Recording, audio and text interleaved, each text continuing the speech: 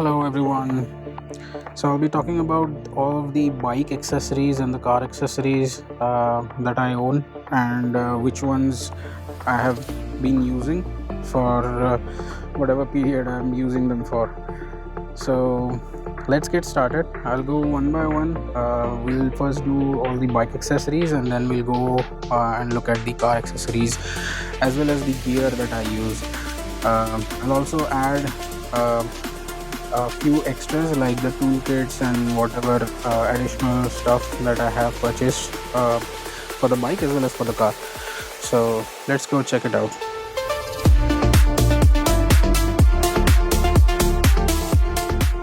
So we'll first talk about the helmet and then work our way towards the other accessories. So this one is the Axer Apex turbine. I've been using this for quite a while now, and this is a very good helmet in most respects. The only issue that I have with this one is that it does not filter a lot of wind noise. So there is considerable amount of wind noise that you get with this one, but apart from that, comfort wise, looks wise, it's a very good one.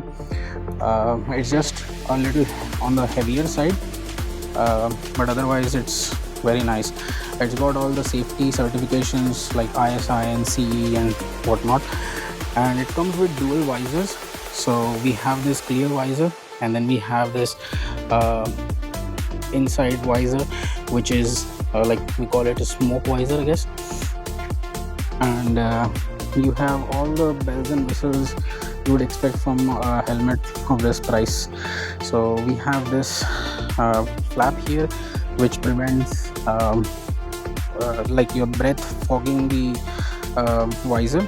Then we have this chin pad over here which prevents wind from getting inside the helmet from this area and prevents any like if you have then all of these parts are removable. You have these cushions that are removable and you can wash them up.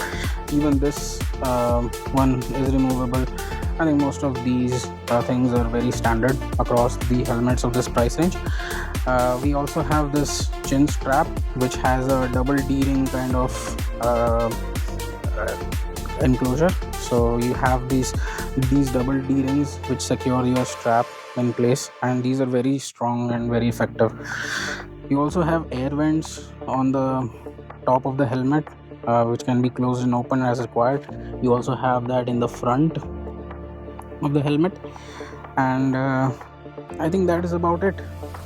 Let's move to other accessories. The next is this chin mount that I am using for my motovlogging setup. So this is fixed by double-sided 3M tape on the helmet, and it has this flexible area. So the thickness of the plastic is very less here, which is why it becomes flexible, and it automatically aligns to the surface of any helmet that you have. So you don't have to worry about compatibility with your helmet. So you just take this, fit it on your helmet on the chin side, and you're good to go.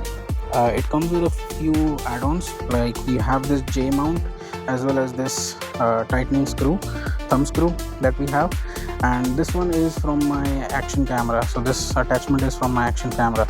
The other things there, I initially purchased it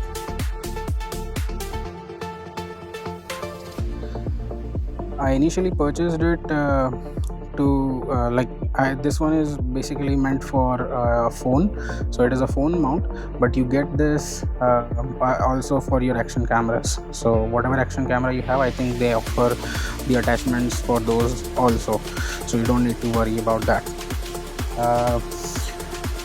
I will show you my motovlogging setup and how I mount things like the action camera as well, but that might be irrelevant for this video. We'll have a separate video for that one. This J mount is also removable, so you just have to squeeze in here and you can slide it out like this in your hand. It's meant to be fitted like this, but I found that if I use it like this, the orientation of the camera is much better to get the actual FOV kind of footage that I want from my motorcycle rides. So that is how that is the action camera. That is the action camera mount that I use for the helmet. It's from a company called Action Pro. There are several others very easily available, so I think you can go ahead with whatever you want. Okay, so next up we have this Balaclava. This is a very simple accessory, simple utility. You should have one of these if you don't want your helmet to get all smelly and because of the sweat that we have. So very simple accessory. I got this from the brand called Bolt Fit. It works, does its job. You can wash it multiple times, probably maybe once a week at least, and then whenever required you can take these foams out of your helmet and wash them. So it reduces the frequency of you washing these foams from your helmet. So this is a very important accessory, very simple, very cheap, does its job. Next we have our gloves. So I've been looking for gloves for quite a long time, and these are my recent purchase. So the one I was looking for was not these actually. That was from Rhinox. The Rhinox ones that I was looking after were the Air GT SP gloves, if I'm not wrong, if I remember the name correct. So those were the ones on my radar, as well as these ones, but both of them were out of stock for a long time, and finally I got my hands on these. Luckily I got the color of my choice as well, which matches the aesthetic of my bike. So these are the ones that I bought. Again, these are CE level 2 rated for the knuckles, for the knuckle protectors, but it has decent protection all around. It has got safety features like these palm sliders, you have these wrist sliders, so safety is built into these.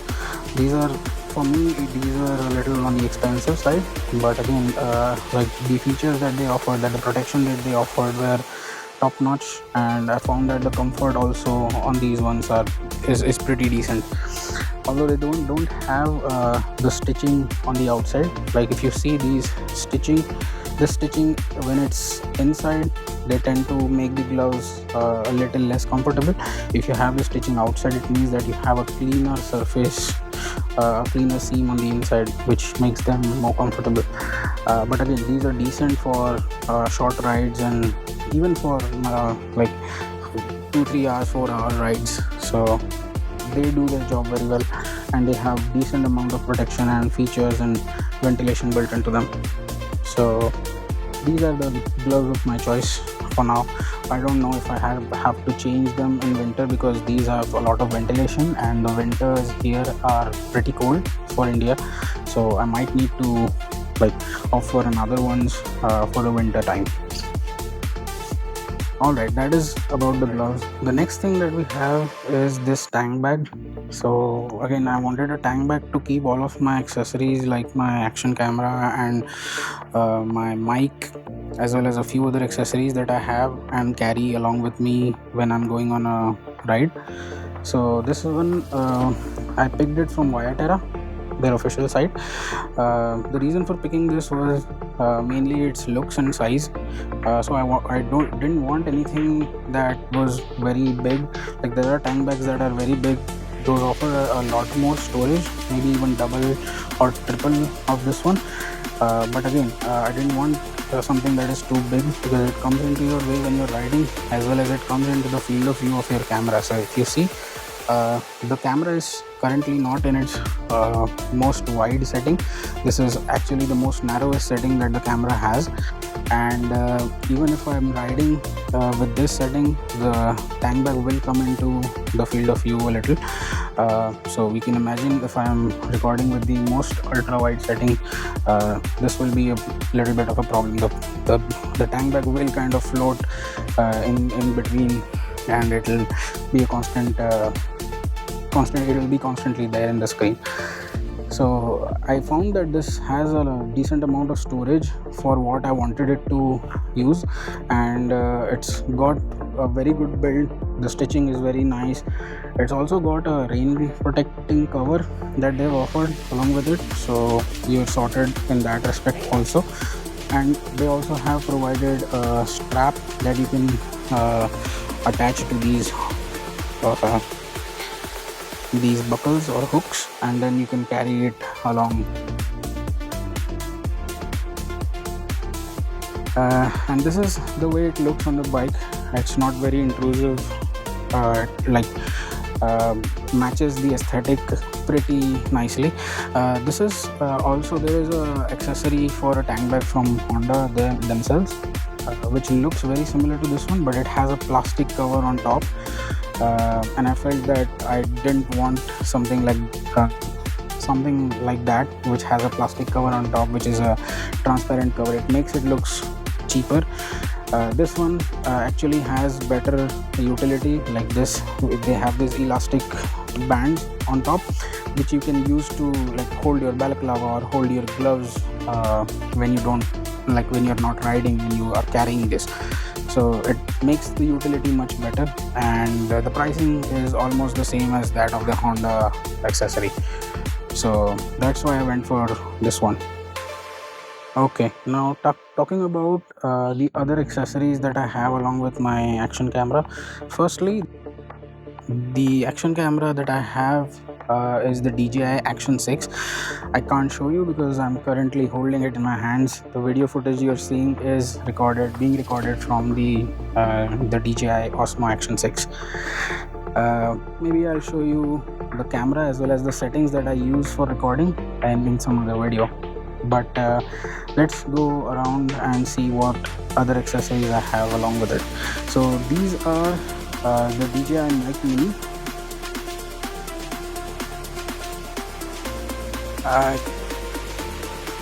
So I have the standard DJI Mic Mini bundle where I have one receiver and then two transmitters. I'm wearing one transmitter, so that's why it's empty. But I have these ear muffs that go onto the mic, which is suitable for my motovlogging setup. So I have them on all the time. So this is about the audio accessory that I have.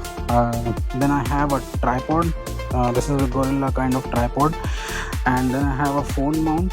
I'll show this to you in the later part of the video when I am inside my car.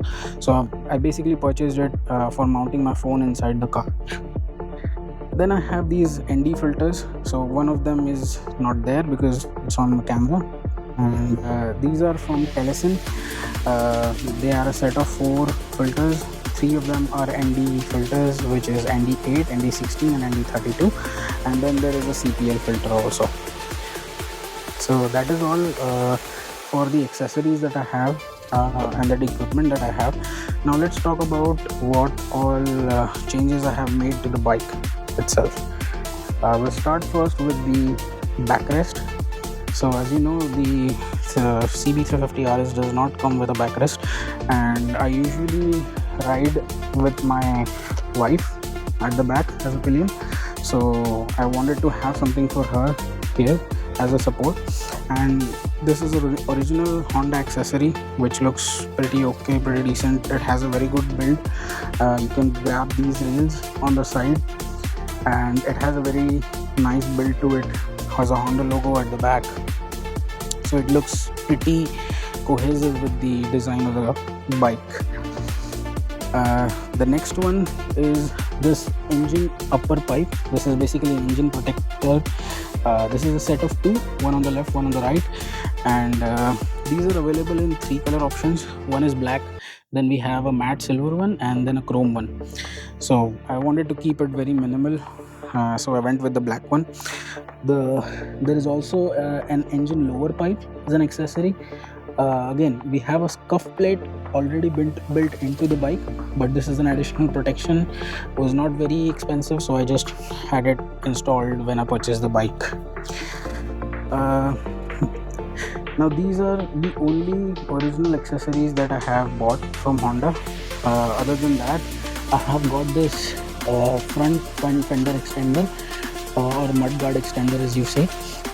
This one is from Carbon Racing, and I got it for around 500-550 rupees including shipping. So this is a very useful accessory. As you know, the 350 RS does not have a very good length of this front fender, and there is a lot of mud and water splashing when you ride in the rainy season. So that's why this is a must-have for this bike. Again, the build is very good, the attachment is very good, but I found that the functioning is not on point, mainly because the stiffness of this part is not enough, and even the fitment and the interface with the current fender is not very good. So when you go into a pothole, it thuds a lot, and it might be hitting the tire, or it may be just rattling because it doesn't have a lot of support. So that is my observation, and few of the fellow riders have also told me that their front mudguard extender got damaged, and it eventually broke the original mudguard, so they had to replace the original one. So I might in the future consider buying an original mudguard. They have an extended version. Honda already offers an extended version of the mudguard for the 350 RS, and I might just go ahead and buy if I face any problems similar to what I have seen in the market. Other than that, I think there is also a USB charger for this bike, which I might opt for going forward. And I've also seen that the horn on this bike is not very strong, so it's a very weak horn. The Highness, on the other hand, has a double horn setup, so it has one on this side, the other on that side, but the RS for some reason has only one. So Honda offers to install the second horn on the other side on the RS in their dealerships. The price is also not too high. I'm not really aware of the pricing as of now, but that is something also I'm considering to upgrade in the bike at the later stage. So this was all. These are all the accessories and modifications that I have made to the bike. I've kept it very minimal, very simple. Let's just move to the car and see what we have done there.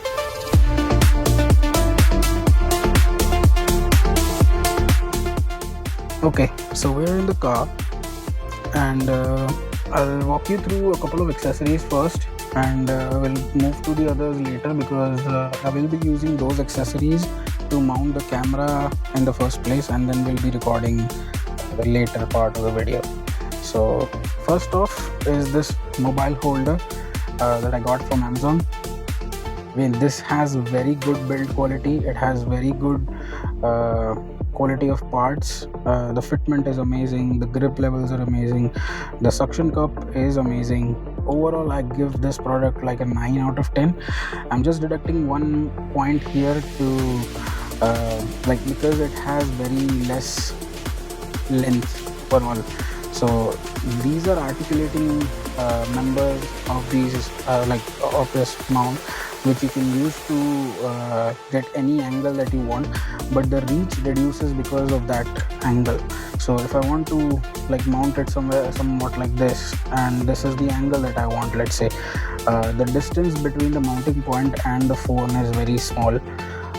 So if I want to record a video with my phone inside the car, the only problem that causes me not to use this is the length of these members overall. That's the only drawback I could see. Again, this is a phone mount, and I'll show you how I use this to mount my action camera. But before that, let's move on to the next one. Next we have this tripod. Again, I bought this for my phone, so it has a phone holder on it. So this is the actual attachment for holding your phone, but currently you'll see that this is the attachment that I'm using. Again, this was purchased from Amazon separately. This is not a part of this accessory.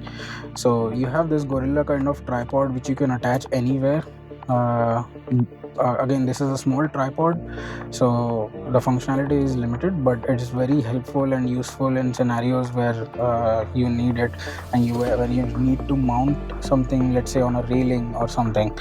So it's very useful in that way. And I have used this accessory, so this just screws on top of it, this mount, which is the mount for the action camera. And this is again an articulating member. You can tighten this ball, and this can be rotated however you like. So these are the two main accessories. Now I use both of these accessories, the one before this one and this tripod. I use parts from these two accessories to make my actual mounting setup for the in-car POV riding footage, which I'll show you in a moment. So let's get to that.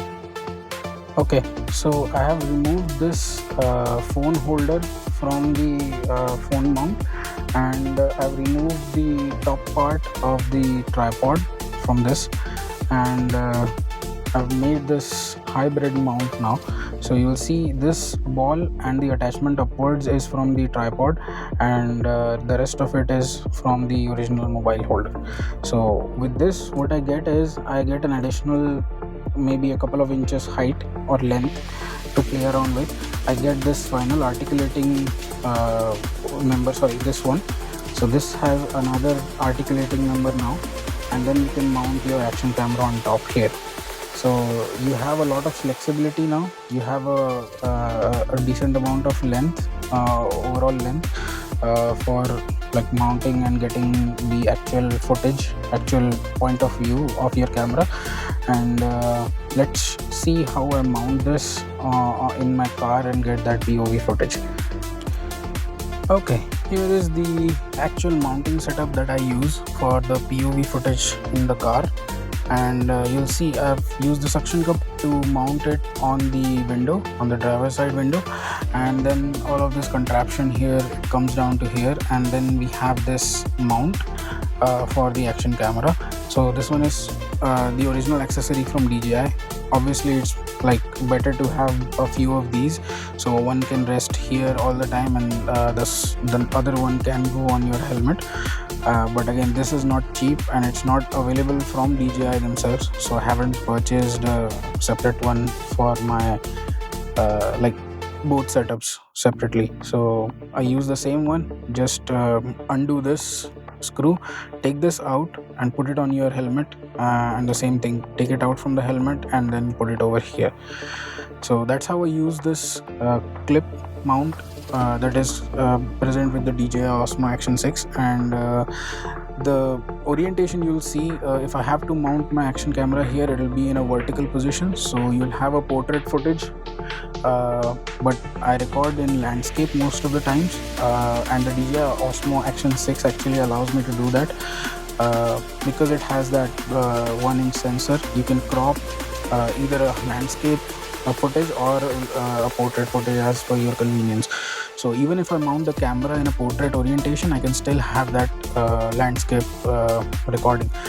I'll show you how the clip, like how the POV footage looks like, but I'll have to change the few settings here because I'm not recording in the most ultra wide field of view right now. So cut to that one in a moment. So here we have it. This is the actual POV footage that we get. For the camera, I have now set it to the most ultra wide settings that I can, although it is in rocksteady mode, so it will be cropping up a little of that footage, but more or less this will be the POV view that you'll get out of mounting your action camera in this way. So let's take the video forward. We have a couple of accessories to discuss inside of the car, and then we'll move to the boot, where I'll show you the rest of the accessories. First up is this one. This is a car charger, like a phone charger made for the car. This is from the brand Spigen. This has two Type-C ports, mainly because I went for this one mainly because I didn't want any Type-A ports here to keep it future proof, as well as I have a couple of Type-A ports in my car already. So if I have cables lying around which have type C on the charger end, this one will be a very useful accessory. And this charges at one at 45 watts and the other at 20 watts, and it can do 65 watts simultaneously. So you can charge two phones pretty decently quick. And it is from a reputable brand, Spigen. I think most of you guys know about this. So that was a no-brainer. This was an accessory that is already, like, in long trips it is very useful, and I had to get one, so I went with the Spigen one. There are a lot of others in the market, and this was a very old purchase, so there might be new ones which much faster charging available in the newer models. But yeah, that is something you should have in your car. Then we have this dash cam. I'll just change the camera angle a bit. Yeah, so I have this dash cam. I went and searched for a few options when I bought my car, and this was the one that I went with. This is the Cubo 4K Pro, as I remember is the name. So it has two dash cams, one in the front and the other at the back. So I don't need to show it to you. It's a very straightforward setup. You have one cable running from the rear camera to the front camera, and then one other cable that runs from this main camera to the power outlet here. So it goes into the accessory socket of the car. It also has its own charger, like the accessory socket, and it has two Type A ports again. So there are a lot of Type A ports in my car already now, and the Spigen ones offer a couple of more Type C options, so everyone can get their phones charged in the car. Talking about the dash cam, this is a very good one. The rear one is so. It's not a very good sensor. It does its job, but it's again 1080p at the rear, 4K at the front. This one is, I guess, a 12 megapixel or an 8 megapixel sensor at the front, and the rear one is a 2 megapixel. Most of the footage is very nice. There was a slight jittering in my footage because I used the wrong SD card. So make sure you use the correct SD card to record good quality videos from your dash cam. Okay, the next accessory that we have here is this phone mount. Again, this is a magnetic phone mount, and I am using an iPhone, so it's very it's very convenient to use MagSafe compatible accessories. This is not a MagSafe, like they don't advertise it as a MagSafe accessory, but this is exactly the size of the MagSafe magnets on the back of iPhones, and it works very well. The only problem that I have with this one is that the friction is not too good. So if you have a heavy phone like a Pro Max or a Max phone, it will be a heavy phone, and then if you go on like even slight bit of undulations on the road, it will kind of drop suddenly, and it doesn't hold its place very nicely. So that's the only problem that I have with this one. Otherwise, the articulations and the adjustment that it offers is very nice. So you'll see it can rotate all 360 degrees, and you can use this in any orientation as required, and you can put your phone on top of it just like this, and it holds it. So my phone is a little on the heavier side, you'll see, and it's, again, the friction is not sufficient on this one, so it drops even with a slight bit of force. So if you go on any potholes or a speed breaker, then your phone will kind of drop suddenly. But if you have like space for resting your phone somewhere, like this orientation, maybe this one, you have some spot to rest your phone, it will be very sturdy, and it has magnets at the back, so you just pop it up. If you don't want, just take it out. So I just use it once, very rarely.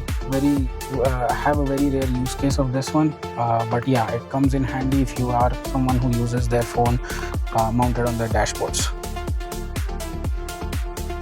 Okay, here we are at the back of the car in the boot, and I have this bag that I use to keep all the other accessories and other stuff that I have for my car and my bike. So let's go through them one by one. First off is this tire inflator. So this is a wired tire inflator which you have to plug in the accessory socket, and you can use to inflate your car tires whenever required. So it comes in very handy when you have a puncture, or when you have low tire pressures on long rides. It's a must have. So this one is from Michelin. It's a very good product. The build is absolutely great. You have these LEDs to indicate, these are not for indication, these LEDs are actually for like providing some flashlight during the night time or low lighting conditions. Then if you plug this in, you have this again a 12 volt DC outlet, which is again an accessory socket, which you can use to plug in other accessories. Very rarely used, but yeah, it's there. It also has this USB out, again for similar purposes. Then you have the power button, you have the flashlight button, you have this yellow button which changes the units, the pressure units from PSI to other units, and then you have these plus and minus buttons to change the pressure setting.